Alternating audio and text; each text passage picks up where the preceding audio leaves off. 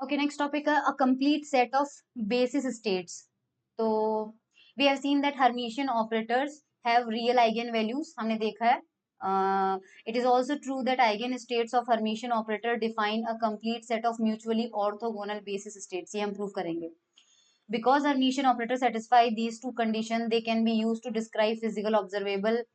तो सबसे पहले हम यहाँ पर ये चीज काम की, मतलब ये प्रॉपर्टी बता रहा है हर्मिशियन ऑपरेटर्स की, जो कि हम डिटेल में एक लेक्चर में अपलोड कर ही दूंगी, है ना.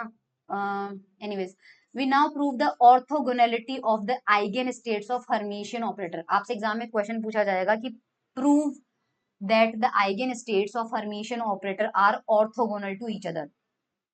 सो सपोज हमारे पास फाई और काई दो आइगन स्टेट्स है, और दोनों की दोनों हमारे पास ए फाई, फाई की जो आइगन वैल्यू ए फाई है और काई की आइगन वैल्यू ए काई है, और ये दोनों एक दूसरे के इक्वल नहीं है, और दोनों आइगन वैल्यू इक्वेशन है. तो जब ए फाई पे ऑपरेट होता है तो हमें ए फाई मिलता है, और ए काई पे ऑपरेट होता है तो हमें ए काई मिलता है. ठीक है. और हमारे पास में यहाँ पे अगर ये चीज ट्रू है तो जो सबसे पहले वाली इक्वेशन है, सबसे फर्स्ट वाली इक्वेशन है, इसको देखो वापस लिखो एक बार. इसको मैं यहाँ पे लिखती हूँ. ये है ए फाई पे ऑपरेट किया, मुझे मिला ए फाई और साथ में फाई. इसको लेफ्ट हैंड साइड से क्या करो, काई से क्लोज कर दो. काई से क्लोज कर दो लेफ्ट हैंड साइड से. तो लेफ्ट हैंड साइड से काई से क्लोज करेंगे तो इधर भी काई आ जाएगा, और इधर ए फाई तो कांस्टेंट है, और लेफ्ट हैंड साइड में क्या आ जाएगा, काई आ जाएगा. सो ये इक्वेशन मिल जाएगी ना, ये वाली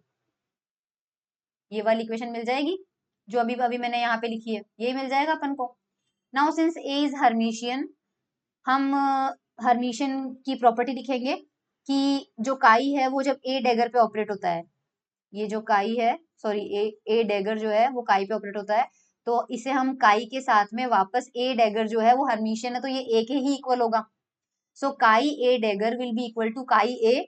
और काई ए जो है वो ब्रा वाला, याद करो हर्मिशियन ऑपरेटर में प्रीवियस लेक्चर में हमने कैट वाली इक्वेशन लिखी थी और एक ब्रा वाली इक्वेशन लिखी थी. तो ब्रा वाली इक्वेशन में हमारे पास में राइट हैंड साइड से ऑपरेटर आता है. सो ये जो ऑपरेटर राइट हैंड साइड से आया हो भले ही, लेकिन ये आइगन वैल्यू इक्वेशन में तो वही देगा. सो जब ए काई पे ऑपरेट होता है तो आइगन वैल्यू क्या मिलती है, ए काई मिलती है, और वापस हमें ब्रा की जगह ब्राई मिलेगा. सो ब्रा में काई था, यहाँ पर भी ब्रा में काई आ जाएगा. अब इस इक्वेशन में, ये वाली इक्वेशन ब्रा में लिखी है, तो इसमें राइट साइड से फाइव से मल्टीप्लाई करो.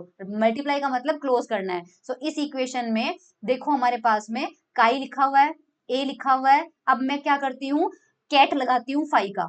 ये फाई का मैंने कैट लगाया, तो मुझे राइट हैंड साइड में भी लगाना पड़ेगा. तो ए काई तो कांस्टेंट है, वो तो रहने देते हैं, और काई ऑलरेडी था, अब मुझे क्या लगाना पड़ेगा, फाई भी लगाना पड़ेगा. सो ये मेरे पास ये इक्वेशन आ गई, एक ये इक्वेशन आ गई, और एक हमारे पास में ये इक्वेशन आ गई.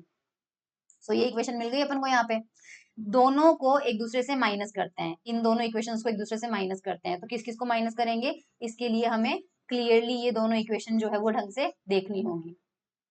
ये दो इक्वेशन मिल गई हमें, एक कैट से और एक फाई से. सो एक तो हमारे पास रेड कलर से लिख रही हूँ, एक इक्वेशन तो हमें मिली है ये, और एक इक्वेशन हमें मिली है ये. इन दोनों को एक दूसरे से माइनस करना है. करेक्ट. तो आप खुद देखो, लेफ्ट हैंड साइड तो दोनों का सेम है, तो जीरो मिल जाएगा. राइट हैंड साइड में माइनस कर लेते हैं, तो ए फाई में से ए काई माइनस करो, ये माइनस आ जाएगा. प्रोडक्ट इधर काई और फाई है, इधर भी काई और फाई है, तो काई और फाई कॉमन आ जाएगा, that will be equal to zero. अब हमें पता है ये दोनों डिफरेंट आइगन वैल्यूज है. अगर दोनों डिफरेंट आइगन वैल्यूज है तो इनका डिफरेंस जीरो हो नहीं सकता. इसका मतलब काई और फाई को जीरो होना पड़ेगा. इसका मतलब है काई और फाई क्या हो गए, ऑर्थोगोनल. और हमें यही प्रूव करना था कि जब ऑपरेटर ए जो है वो हर्मिशियन है, तो उसकी जो दो डिफरेंट आइगन स्टेट्स होगी वो म्यूचुअली ऑर्थोगोनल होगी. लेकिन अगर ए फाई और, अगर ये इक्वल निकल जाती है, अगर ये इक्वल निकल जाती है, तो we say that the two eigen states are degenerate. वो डीजनरेट होती है. एनीवेज ये हमें कुछ नहीं करना, बस ऑर्थोगोनल वाला प्रूव करना पड़ेगा. So, however, we can always form a linear combination of chi and phi that are mutually orthogonal. For instance, अब देखो मान लीजिए a phi पे ऑपरेट हुआ, तो ये आइगन वैल्यू इक्वेशन, और a chi पे ऑपरेट हुआ, और दोनों इस बार में a phi और a chi, अगर ये दोनों आइगन वैल्यूज इक्वल होती तो दोनों को मान लीजिए क्या लिख लेते हैं, a लिख लेते हैं. तो जब phi पे ऑपरेट होता तो a phi मिल रहा था, a phi की जगह क्या लिख दिया, a लिख दिया. और जब a chi पे ऑपरेट हो रहा था तो आइगन वैल्यू क्या मिल रही थी, a chi मिल रही थी, उसे हमने a लिख लिया. ठीक है. नॉर्मलाइज स्टेट है हमारे पास में, phi phi equal to one है. सो उस कंडीशन में हमारे पास में we normalize the state phi phi one and choose. हम चूज करते हैं नई स्टेट मान लीजिए. सो नई स्टेट में हमारे पास फाइव प्राइम मान लीजिए फाइव के इक्वल है, और जो काई प्राइम है वो मान लीजिए हमारे पास काई माइनस फाई फाई काई है, इस तरह से है। सो क्लियरली हमारे पास में हम देखते हैं कि जो फाई प्राइम और काई प्राइम है, these are the eigen states of A with eigen value A. अब यहाँ पे समझाना क्या चाह रहे हैं वो मैं बताऊंगी आपको कि हम क्यों कर रहे हैं। हम ये कहना चाह रहे थे कि अगर हमने ये कंडीशन मानी थी, जब हमने ये कंडीशन मानी थी तब तो हमें रिजल्ट मिला था काई और फाई 0, यानी हमने कह दिया था कि ये दोनों एक दूसरे के साथ ऑर्थोगोनल है।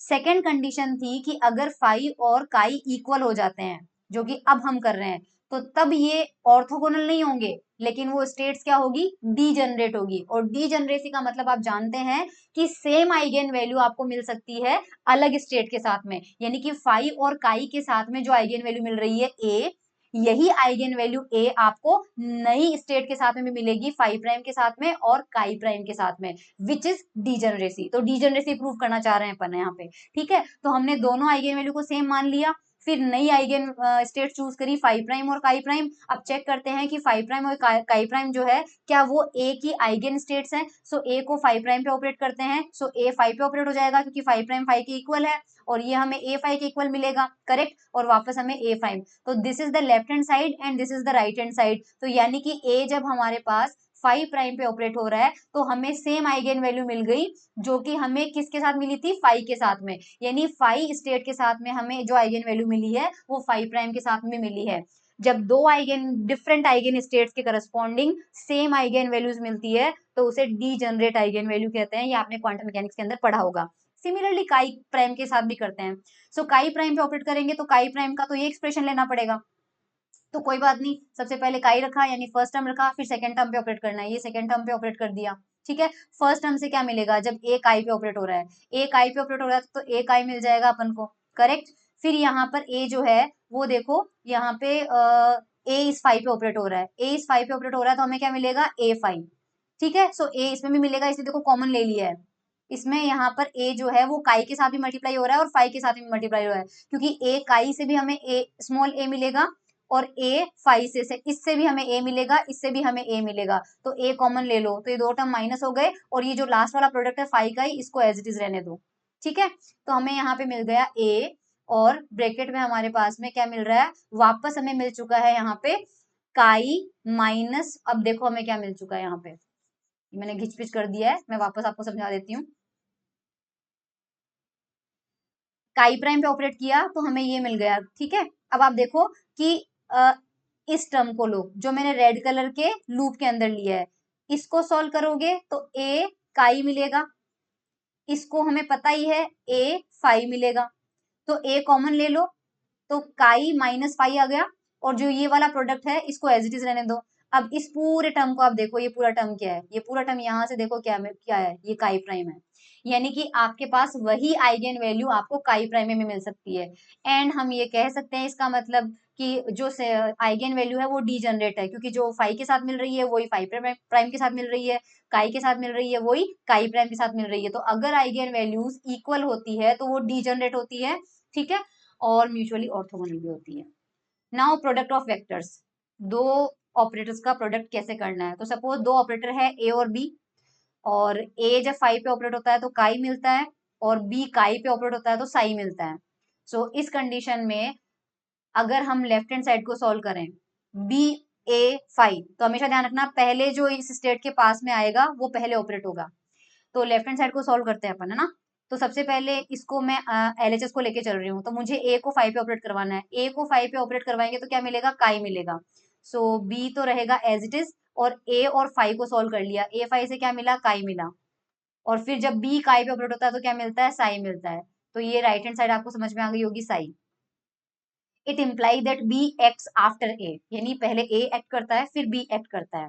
The effect of the combined operation B A can be obtained when the matrices J A I and J B I defining the operator A and B are known in this representation, psi is given by. तो psi जो है उसे हम किस तरह से लिख सकते हैं, साई को हम इस तरह से लिख सकते हैं, और ये नोटेशन हम पहले भी पढ़ चुके हैं। ये नोटेशन हम उसमें भी, इफ यू रिमेम्बर, हमने ए को ऐसे लिखा था एक बार, समेशन आई आई, और यहाँ पे हमारा वापस ए आया था, इस तरह से लिखा था बेसिस में ना, साई को हमने जे बेसिस में लिखा है। तो ये जो जे साई है, ये amplitudes that define the state Sai can be obtained from जे साई को हम कैसे लिख सकते हैं? अब देखो कैसे लिखेंगे। यहाँ पे जे साई है, साई की वैल्यू यहाँ से रखो, क्योंकि ये कैट है साई का, साई किस में लिखा हुआ है? कैट में लिखा हुआ है, तो ये पूरी वैल्यू रख दो यहाँ से। ठीक है, ये पूरी वैल्यू यहाँ से रखने की बजाय अपन क्या करेंगे, इसको साई की ये वैल्यू नहीं रखी है यहाँ पे, साई की वैल्यू ओके 2.44 ए से रखना है। ठीक है, बाद में वहीं आएंगे, कोई बात नहीं, 2.44 ए से रख लो। ये देखो साई की वैल्यू यहाँ से रखनी है। हमारे पास यहाँ पर ये कैट है और यहाँ पर भी ये कैट है, तो ये वाली वैल्यू रख दो। ठीक है, बी ए फाइव, तो इस साई की जगह आ जाएगा बी ए फाइव और जे की जगह हमारे पास जे है। ठीक है, सो अगेन जे की जगह हमारे पास जे है, बी ए की जगह हमारे पास बी ए है, और ये जो फाई है, इस फाई को हम रिप्रेजेंट कर सकते हैं बिल्कुल जैसे आपने साई को लिखा है जे बेसिस में, वैसे ही अगर मैं फाई को लिखती हूँ आई बेसिस में, तो मैं कैसे लिखूंगी? समेशन आई आई और वापस वही स्टेट आएगी फाई। करेक्ट, तो ये लिख दिया अपन ने फाई को। ठीक है, फाई को ऐसे लिखा जा सकता है आई स्टेट में। तो ये लास्ट से हमारे पास में क्या आता है? क्लोजर प्रॉपर्टी से आती है। We can also use the closure property between the two operators to write J और साई को कैसे लिख सकते हैं? ये हमने पहले भी पढ़ा था। क्लोजर प्रॉपर्टी, क्लोजर प्रॉपर्टी का मतलब बीच में इंटरमीडिएट स्टेट आ जाती है। जैसे साई को जे में आना है, साई को जे में आना है ना, तो हमारे पास में मैं वापस एक्सप्रेशन लिखती हूँ, यहाँ पर ये वाला मैं लिखती हूँ एक बार। ओके, ये अभी ऊपर लिखी हुई थी इक्वेशन हमारे पास में। अब इसमें देखो यहाँ पर क्लोजर प्रॉपर्टी कैसे डाली है। यहाँ ध्यान से समझना है इस चीज को। इसका मतलब क्या है? ए जो है वो आई पे ऑपरेट होगा, ए सबसे पहले आई पे ऑपरेट होगा, उससे कुछ रिजल्ट मिलेगा, मान लीजिए वो रिजल्ट मिलता है के, फिर वो जो के मिलेगा उस पे फिर बी ऑपरेट होगा, क्योंकि हमेशा हमने अभी भी देखा कि पहले ए एक्ट करेगा, उसके बाद में जो भी रिजल्ट आएगा उस रिजल्ट पर बी एक्ट करेगा। तो यहां से अगर के मिल रहा है तो बी किस पे एक्ट करना चाहिए? के पे एक्ट करना चाहिए, और फिर हमें फाइनली क्या मिलना चाहिए? जे मिलना चाहिए। ठीक है, तो इसको दूसरे तरीके से कैसे लिख सकते हैं? इस तरीके से। यहाँ पर देखो ये आई और फाई जो है इसको तो एज इट इज रखा है, ये आई इनिशियल स्टेट है, आई को एज इट इज रखा, उस पे ए ऑपरेट करवाया, तो ये ए जो है वो आई पे ऑपरेट हुआ, और ए जब आई पे ऑपरेट हुआ तो स्टेट क्या मिली अपन को? के। और हम जब ये लिखते हैं यहाँ पे के ए और आई, तो इसका मतलब यही तो है कि ए जो है वो आई पे ऑपरेट हुआ, फाइनल स्टेट हमें क्या मिल गई? के। सो हमारे पास ए आई पे ऑपरेट हुआ तो हमें मिल गया के, और फिर इसी के पे बी को ऑपरेट करवाया और मिल गया जे।